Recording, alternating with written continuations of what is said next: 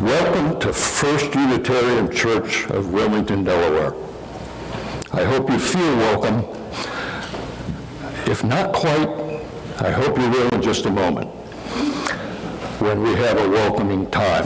This is a banner day for our congregation.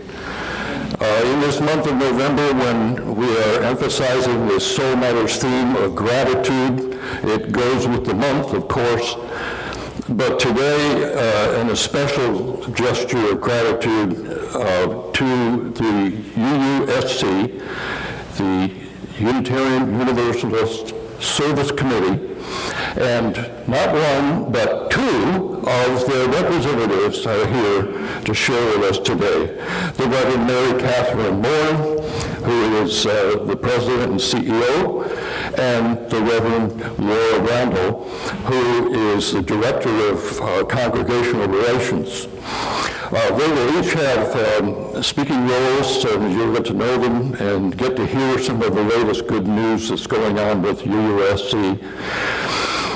As we are also observing gratitude, may we recall that, as Reverend Mary mentioned last week, we lost a very dear member whose memorial will be on Monday afternoon at 1 o'clock here, and that's Judy Gavados, who has been involved in so many things over the years, but in conversation with a choir member just a moment ago, we decided to emphasize our gratitude for having had her with us for these many years and the opportunity to know her. If you are new here, there is a card. Well, I hope you have one in the pew because I can't find one here. There's a card with a pen on it, and we would encourage you to fill that out, drop it in the offering plate, or hand it to an usher, and keep the pen. We encourage our visitors and newcomers to sign up for our email e-news, which comes out promptly into your inline bucket every Friday. And you'll be able to keep up with events going on here at First U. Well, we're also grateful for the people who join us that aren't here. And every week we give them a wave. That little black thing hanging on the wall is a camera that our shutters and others unable to be here today. Yeah. Thank you, Renee. And now, let's take a moment to greet one another with a warm "you welcome." We do welcome you here. Lovely. It's so good to have you here. Thank you, James. Thank you.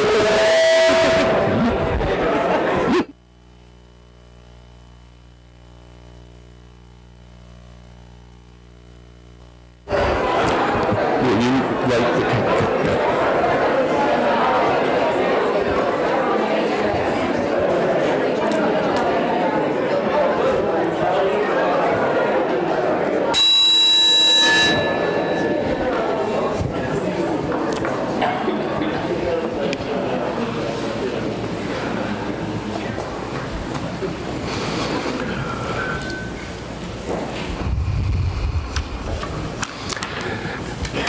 If you're at home joining us, or elsewhere, and if you have a chalice, we invite you to light the candle on your chalice at this time, as we do here, to these words from Rachel Naomi Remen. We are all here to grow in wisdom and learn how to love better. As we each do this in our own ways, we slowly become a blessing to those around us and a light to the world. Now, I invite you to rise as you're able and certainly join in singing our opening hymn, "We Gather Together," and then please remain standing after for the affirmation. Prelude? Prelude? Oh, oops. Let's do that first, sorry. All this stuff, you know.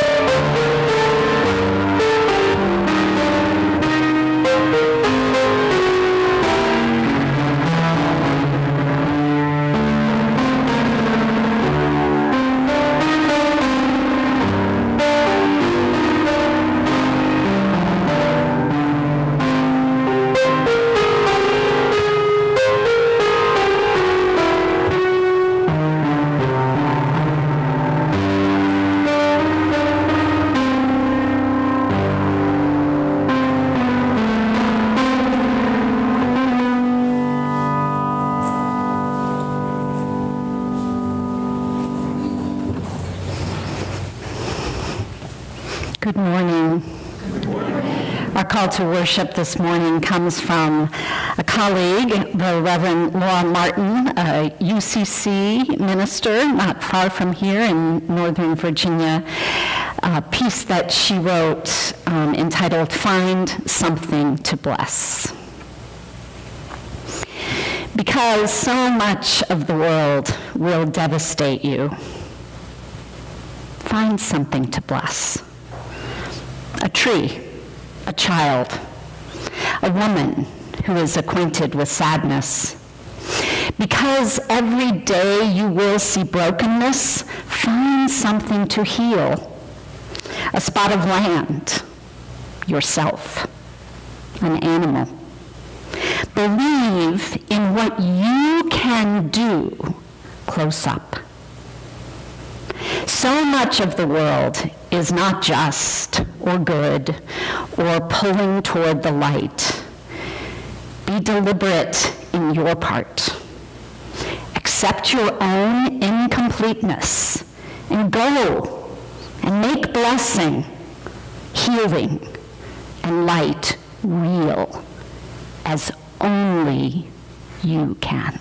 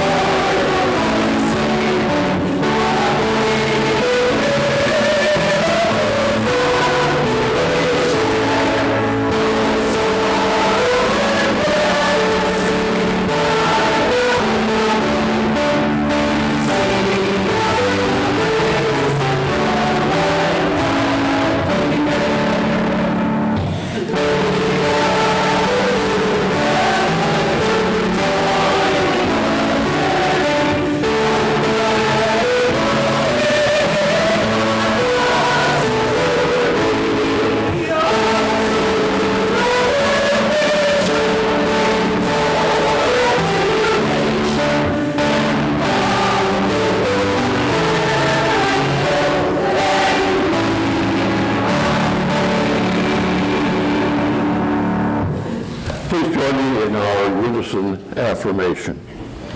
First Unitarian Church of Wilmington is a beloved community that nourishes minds and spirits, fights injustice, and transforms the world through loving action.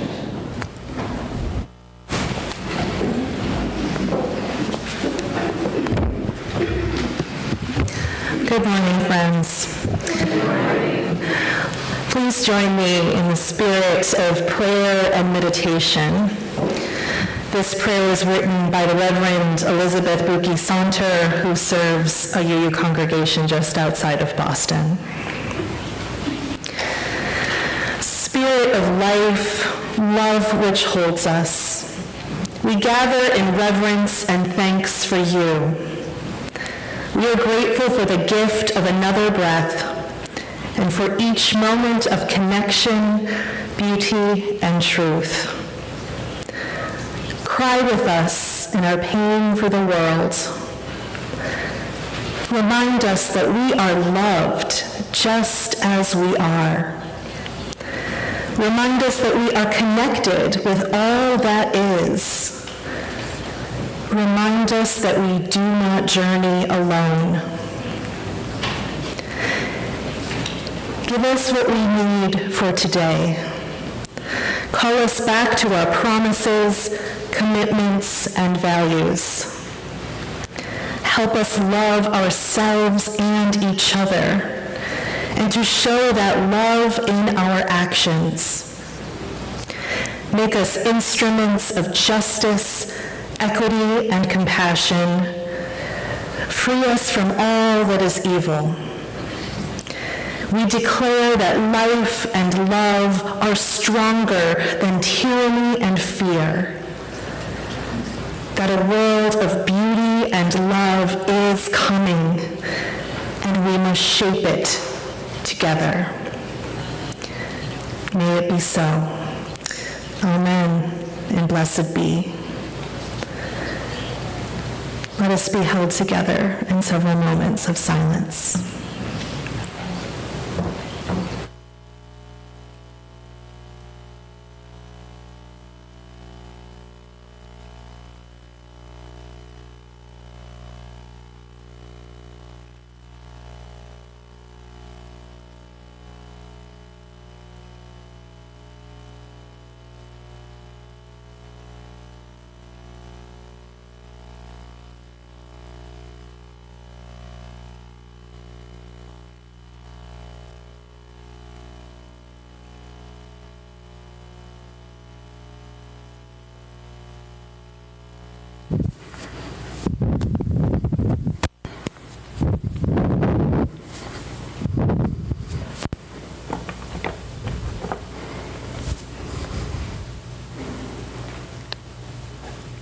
Sometimes it is in the silence that we become aware of a presence that gathers as we gather.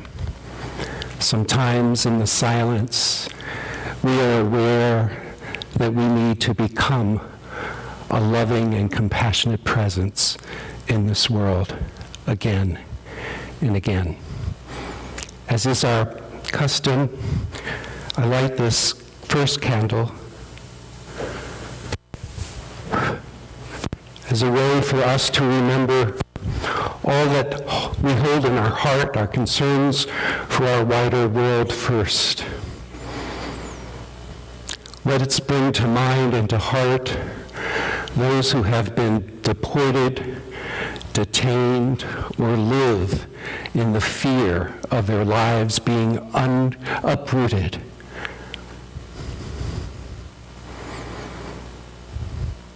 Let's be aware of our precious earth, which again and again is threatened by decisions and deals in high places. We return again and again to the use of fossil fuels and diminish the efforts towards renewable energy. Let's hold in our heart those who do not buy what is called or labeled a big and beautiful bill because their lives don't feel so big and beautiful when they worry about where their food will come from or whether they will have health care. Let's hold in our hearts together those who live in the insecurity of not knowing if they'll have enough food for this week or the next. Our prayer and action begins with our own food drive that begins next week for the Lutheran Community Services, and you'll see information about that in our e-newsletter. So with all those great concerns, we come together as a community dedicated to being justice, to being love, and to being compassion in the world. And we'll take time now to articulate very briefly those more personal and interpersonal concerns that we might have for those we love, those we care about, including ourselves. And I want to start by saying I want to hold together in our loving heart those who, as we move into the holidays, are experiencing this perhaps as the first holiday without a loved one because someone they have lost in their family. Are there any like that in this room who are experiencing this holiday without someone that they usually gather with at a table? Let us surround them with love and with care. What other concerns might we have? We'll start here. Sister-in-law and David Gavadas and family is the loss of Judy Gavadas, as you heard earlier. Anyone else? My Uncle David. Uncle. David? Derry. Any other concerns? We'll go to this area. Daughter-in-law with cancer. Daughter-in-law with cancer.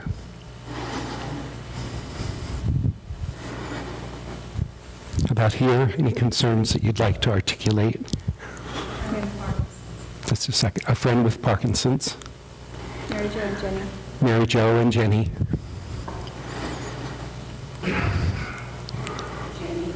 Jenny.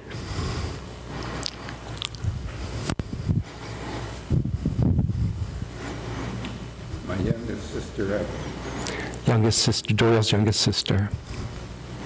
Who else?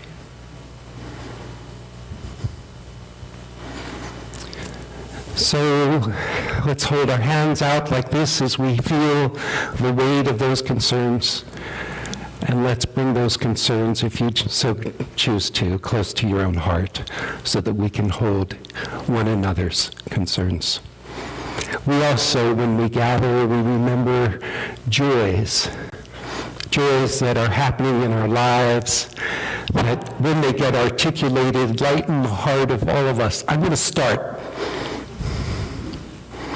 I'm so happy to have my colleagues, Katherine Morn and Randall here today. We've known each other for a while. And, I would share a joy with you and pretend they're not listening. Some ministers are expected to inspire their congregations. This is a congregation that inspires me again and again. And that is a great joy. What other joys might there be in this room? Work friends. My nephew and his girlfriend are coming for Thanksgiving from Indiana. Wow. Okay, nephew and friend coming to your house from Indiana for Thanksgiving. I have a flower that's bloomed for 3 weeks and sort of frozen in time. Gladiolus flower. I don't know why. He's performing miracles in his own home, flowers blooming in ways that they wouldn't bloom otherwise. What a magic touch he has. Any other joys? Yes? I'm going to be a grandma again. Oh my gosh! How many is this now, Jan? 2. Okay. Number 2. The southerner one, Richmond. Okay. Chicago. Great. That's okay. Mom's successful surgery. Yes, I was going to say, it's great to see you here, Joan. I'm glad to hear your surgery was successful. I hope you felt our love and our care. Yeah. Any other joys? Okay, how about here in this area of the room? Our expanding choir. Our expanding choir, yeah. It was great. They didn't mean that way, George. They meant numbers. Any other joy? Yes, I can hear you. My kids have started beating me at cards. Kids had started beating her at cards, and she's smiling as she says it. Yeah. Being here with you. Being here with you. It's great. Any other joys?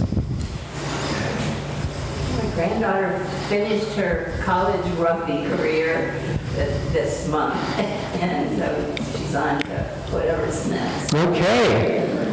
Her granddaughter has finished her college rugby career, and it's onward and upward forever to whatever's next. Okay. For all of these joys, may we hold one another and celebrate life together. Life's joys and life's sorrows form who it is that we are and form the connections that we create with one another. May all the names that were spoken and those unspoken find peace and healing this day.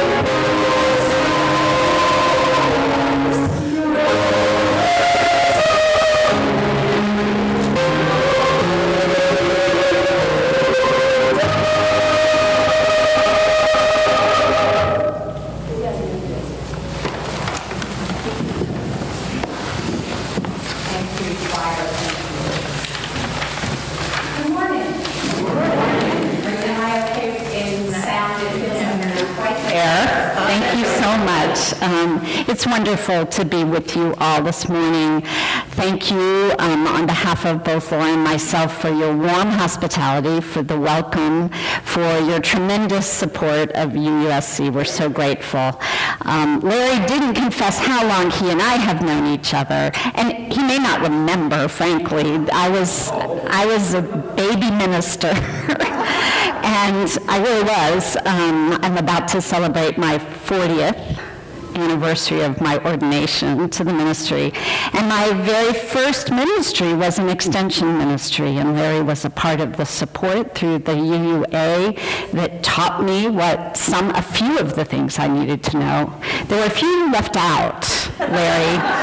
I've been meaning to talk to you about that.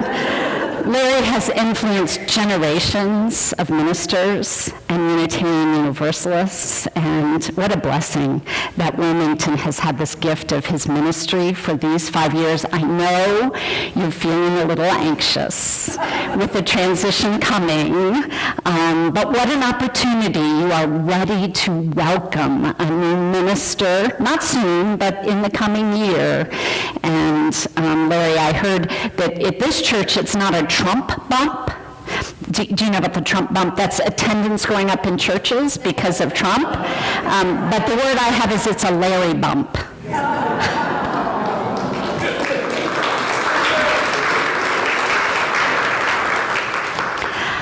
We really are grateful for this congregation. We have some of our strongest supporters here. I think you've met them. I think you might know who they are. They are often calling out the good news from UUSC. Thank you, Dora and Beverly and others of you. A third of the members of this congregation are members of UUSC.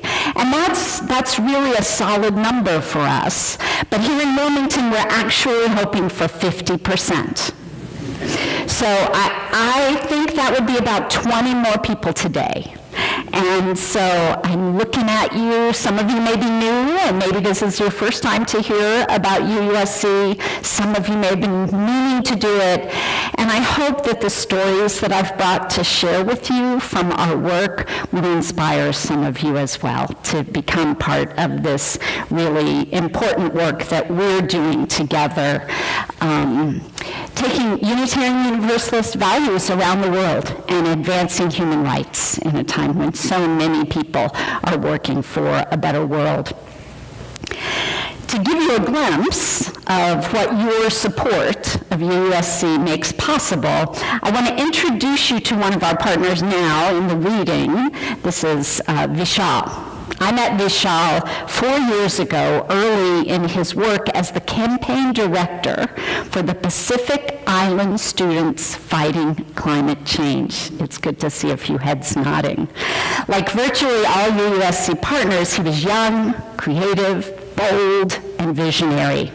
I'll share a little more about the work of the Pacific Island students in my sermon, but for now I want to have you hear just a portion of Vishal's testimony that he gave just a year ago, almost a year ago right now, before the International Court of Justice in their campaign to call the court to hold nations accountable for the climate crisis that is destroying Vishal's home.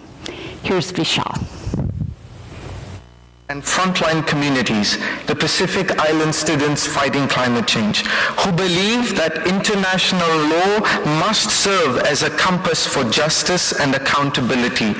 Yet ambiguities in its interpretation and application are hindering responses to the climate crisis, obstructing collective action, and threatening efforts to secure a just and equitable future. Our campaign for an ICJ advisory opinion was born out of a frustration with the inability of the COP processes to deliver urgent climate action. Mr. President, Madam Vice President, honorable members of the court, 5 years ago, in a classroom in Emelis, Vanuatu, where this campaign began, young people dared to take on the impossible, taking climate change to the world's highest court. Today, we have completed that task. We have laid before this court our stories, our realities, the injustices, and the loss, with the hope that this court understands all that is at risk. Just as the wayfinders of the Pacific held the wisdom to guide us through the vast ocean to safe harbor, you hold the knowledge and the responsibility to guide international community to ensure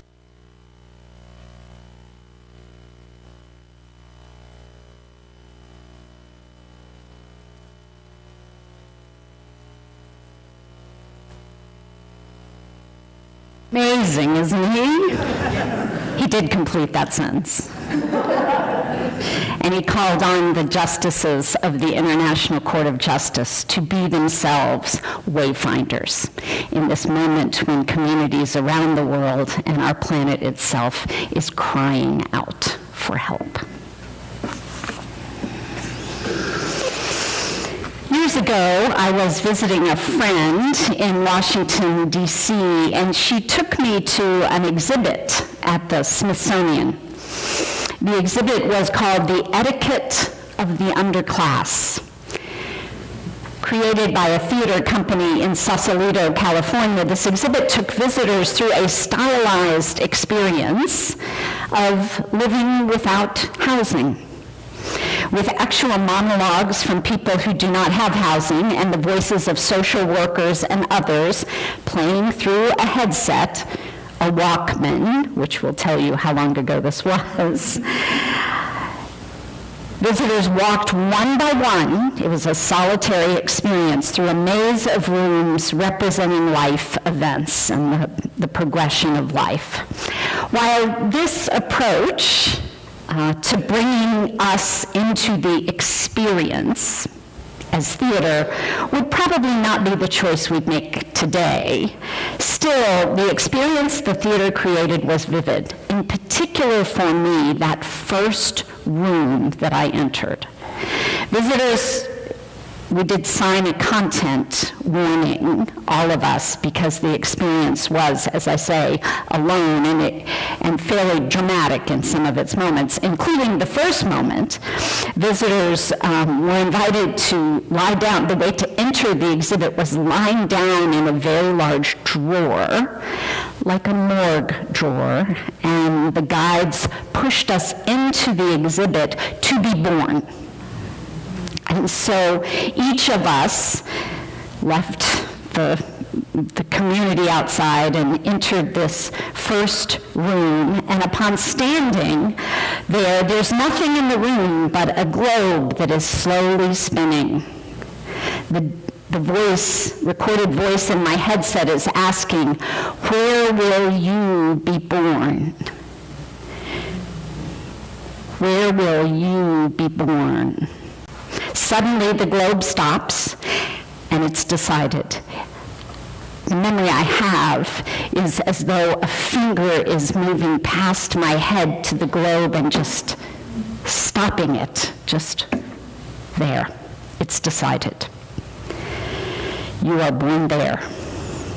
The storyline required that the there was a place of little hope, a beginning that led inevitably to a series of not-so-good choices, a life surely not without beauty and hopefully not without love, but still with only few opportunities for thriving.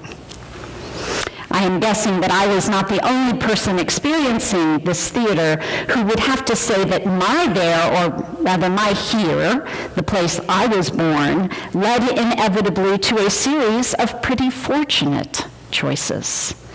A life with beauty and love, and with the added bonus of abundant opportunities to thrive and to flourish. The exhibit, if nothing else, did a beautiful job of provoking this question. How do we explain any of this? How do we explain the vast inequities that result from where we are born? How we explain this has dramatic bearing on what we do. How we answer this question is a matter of faith and a guide for how we live our values.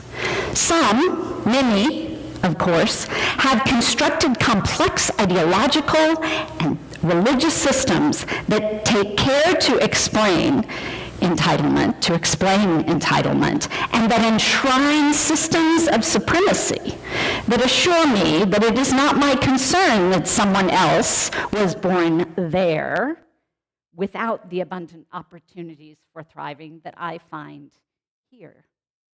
Or in some cases, these systems that are built to explain the inequities in the world, these systems reinforce the superiority narrative by calling on us who were born here to help those who were born there, and that this help is enough to rationalize our tolerance of a system that keeps in place a world where so many people are forced to flee home because of poverty, violence, and climate devastation.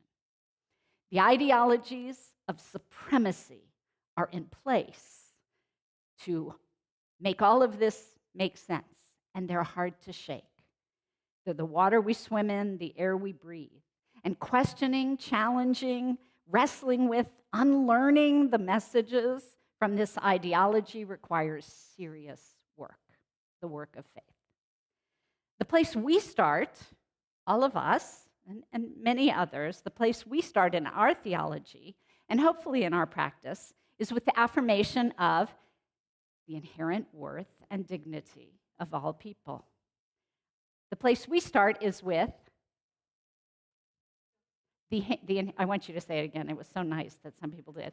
The place we start is with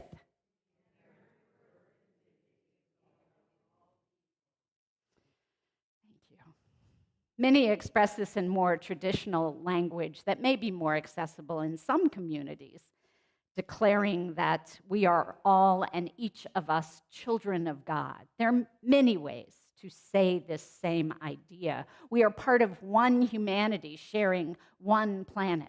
Or when I see more and more these days, all means all. However we say it, if this is where we start, then we recognize that any ideology that is driven by entitlement or supremacy is false.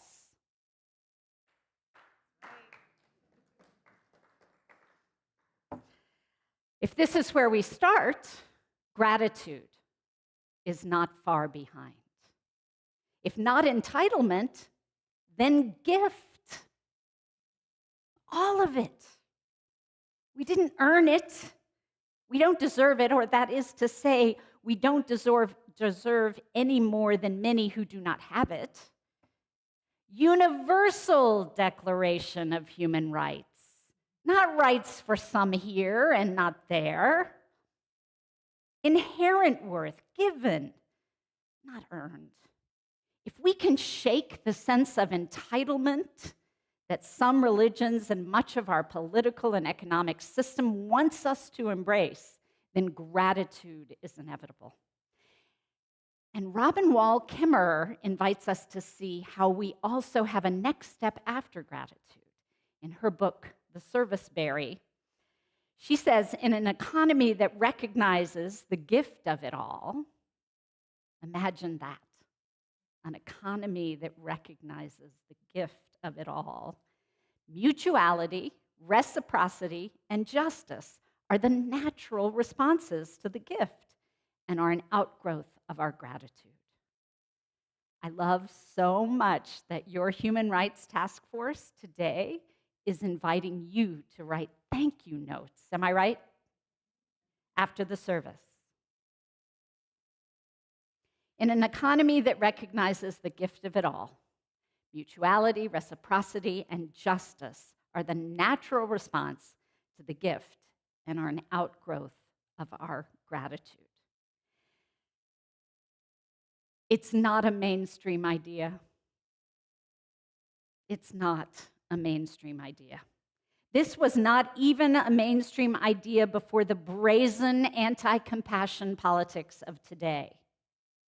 It's a worldview, a theology that demands a lot, calls on us to cultivate compassion. Not that any of us have to do it all, will do it all. We don't have to do it all, but we are called to be wayfinders, if I may borrow Vishal's call to the justices, to find a way, our way, to cultivate compassion and to challenge the systems that perpetuate supremacy and the violence of nation states and the extractive capitalism that are destroying so much and so many. And even though this is not a mainstream idea, I'm not saying something impossible or even all that hard. The fundamental principles and values of our faith call us to help co-create a world in whatever large or small ways we are able that supports the flourishing of all people, because all people matter. When I started work at UUSC, I was afraid that I would not be able to bear seeing every day the countless places where something far less than flourishing is possible. What I didn't realize was that UUSC partners are all wayfinders and that they would expose me to more faithful, courageous, and joyful work than I had ever seen before.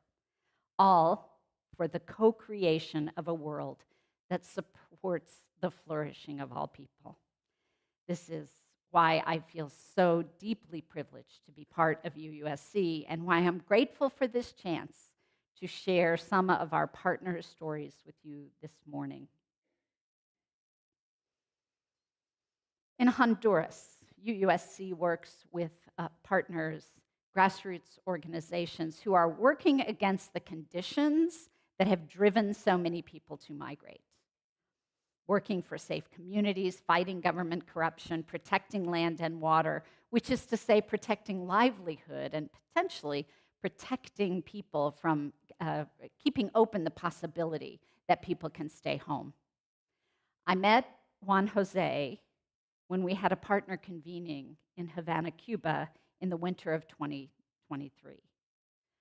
Juan was a deeply spiritual, faithful activist working with his community to protect the Guapanal River Valley from illegal mining operations.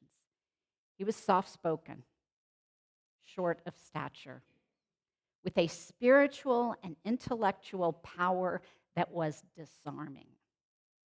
He described vividly the real life and death consequences of colonialism. And he described the power we all have to change hearts. When he joined in dancing the night we visited the Buena Vista Social Club, his quiet joy was contagious. I wish you could have met him. A year ago, this past September, Juan was gunned down after leaving church on a Saturday evening. He knew that his work put him in grave danger. He's survived by a wife and 2 young daughters and a community that is working to preserve his memory, to lift up his memory and defend of his work of defending water and land defenders. So asking us to join in remembering him and honoring that work. They are hoping we will help keep his memory alive. When we learned of Juan's assassination last September, it was a different time. A year ago September. You remember, a year ago September. It was just 2 months later that our partners themselves were reaching out to us in solidarity. In fact, the day after the election, some of our partners from Latin America sent us messages of solidarity and hope and courage. We see you.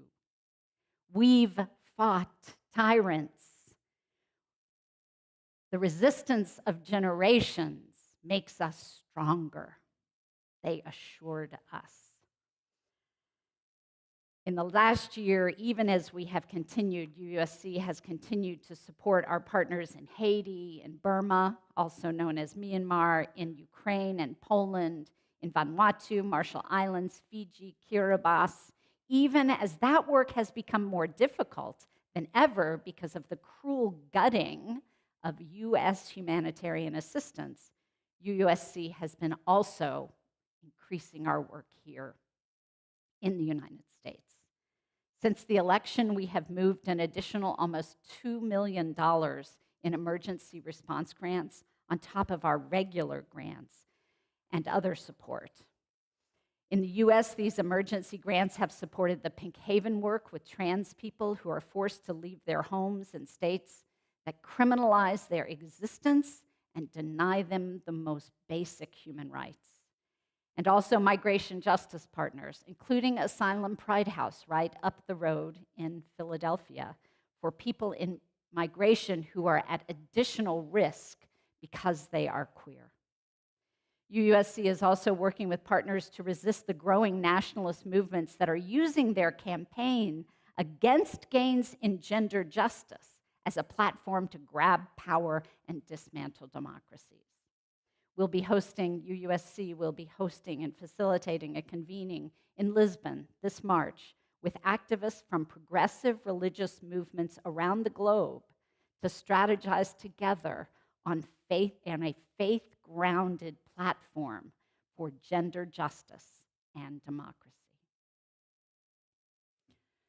Sorry, I didn't know that would happen.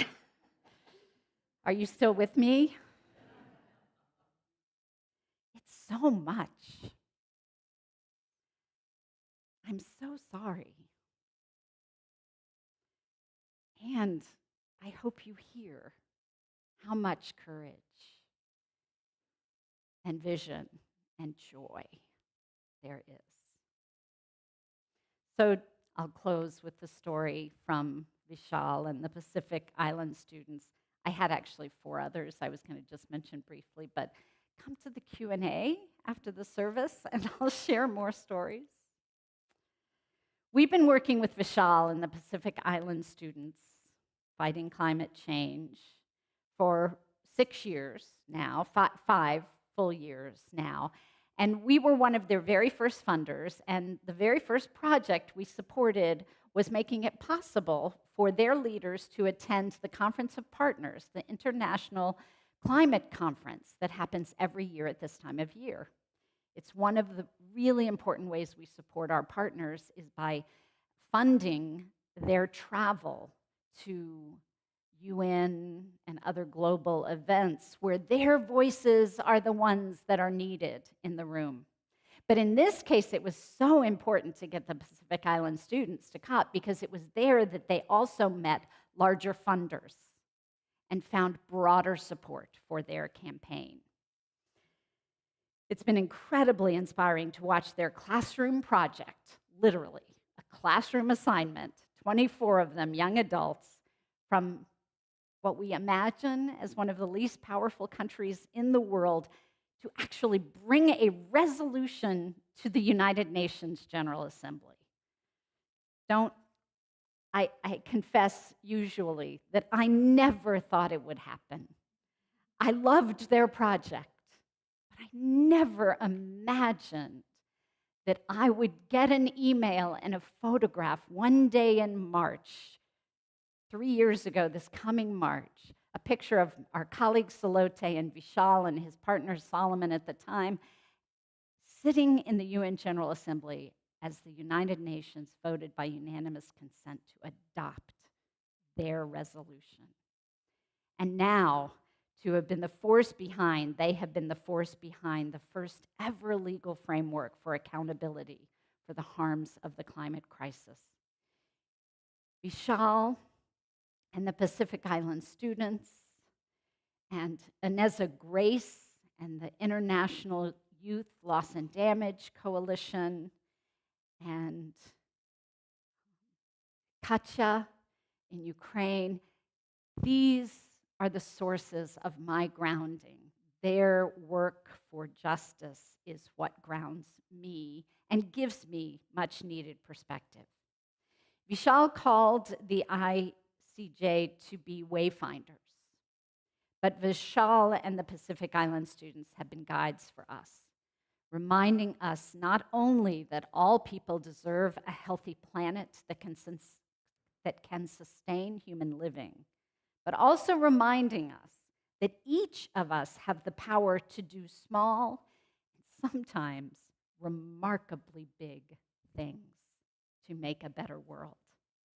In the midst of the overwhelm of these days, I invite you to remember this. And on December 6th, I invite you to join others here in this congregation at a workshop that is designed to help you explore the ways you might contribute to the work of justice, the kind of role you might play. Jeff let me know that if you go to the link on the website, you will find a way to register and that you do need to register to participate. We all have the capacity to contribute. Some of us will make sandwiches for the people who march. Some of us will take a microphone. Some of us will care for the children when the activities are happening. Some of us will wrap gifts. We all have a role to play, and every role matters. And one of the roles that we invite you to add to what you're doing in your work for a fairer world is to join UUSC. We can't all travel the world carrying food and clothing or whatever it is we think people might need. But most all of us in the room can give something, shifting resources to groups that have so much already, but not always the financial resources to make their vision real. Your gift, large or small, powers real change and the co-creation of a more compassionate world. It's all gift.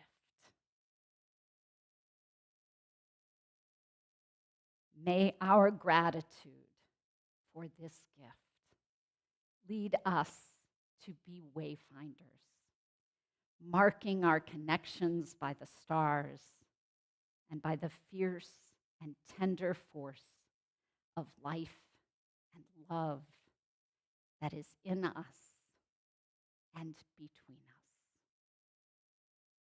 May it be so.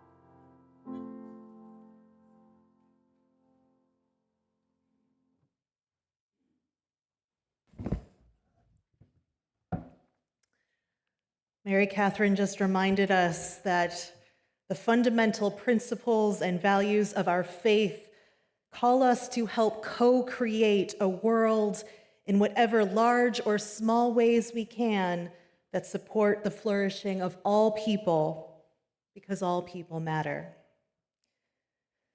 Our colleague at UUSC, Myra Dagrapah, recently reflected after a trip to visit partners in Ukraine that ordinary people can create extraordinary change when they refuse to believe that suffering is inevitable.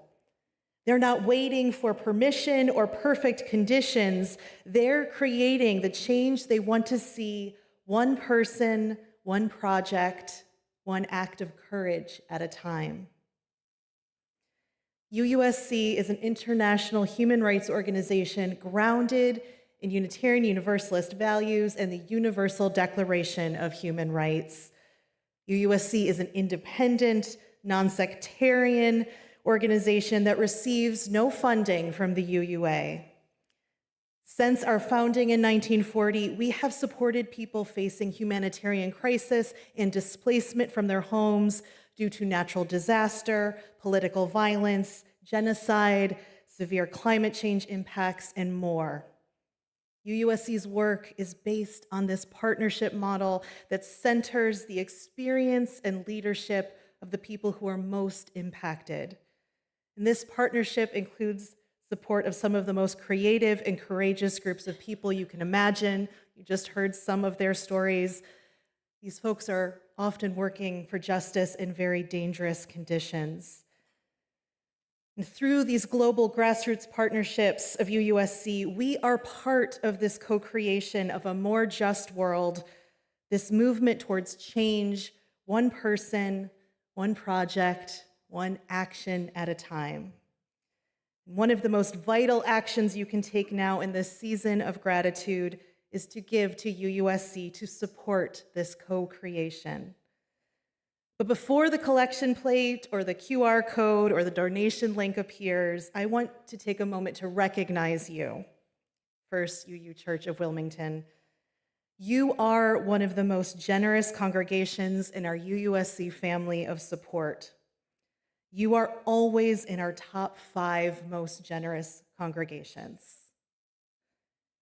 Your commitment to justice, to this act of co-creation, is a testament to your values as a community. Thank you for your continuing dedication to UUSC's partners, continuing the work of justice around the world, come what may. As the offering plate comes to you or the donation link comes on your screen, please give generously. Gifts from individuals of $150 or more are eligible to be matched dollar for dollar by the UU congregation at Shelter Rock. So give until it feels good. Give like you want love to win. Join together with large gifts and small. Our generosity truly changes lives of people we may never meet, but are beloved members of our human family. The offering will now be gratefully received.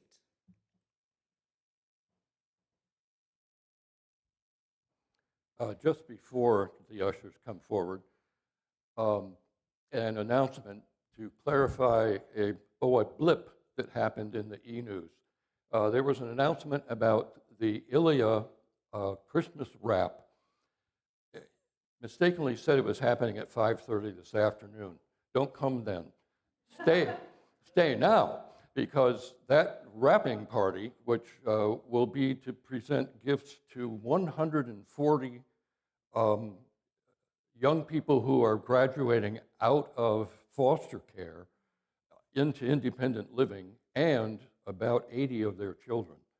So that party will happen right after worship in the parish hall to wrap gifts for this really large project. Now, the offering this morning, you may donate in various ways. Those of you who are accustomed to being here will know they will show on the screen behind me as the choir sings in just a moment. At this time, I'd invite you to join me, please, to dedicate our offering.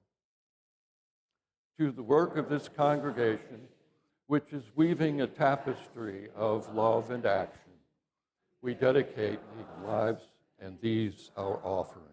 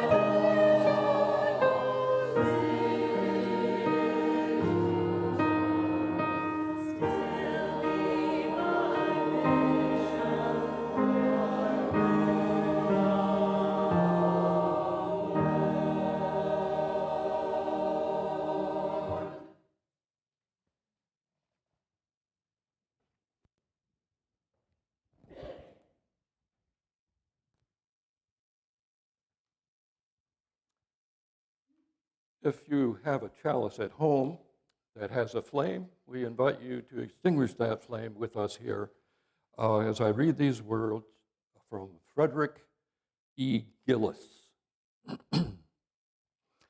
May the love which overcomes all differences, which heals all wounds, which puts to flight all fears, which reconciles all who are separated, be in us and among us, now and always. In just a moment, we will sing a closing hymn, but prior to that, a word of kudo. Be sure to notice who the lyricist of the words that will come out of your mouth in just a moment is. It is Mary Katherine Morn, who authored the words that you will sing. Just or good or pulling toward the light. May each of us be deliberate in our part, accepting our own incompleteness and find our way to make blessing and healing and light real as only we can. Go in peace and love.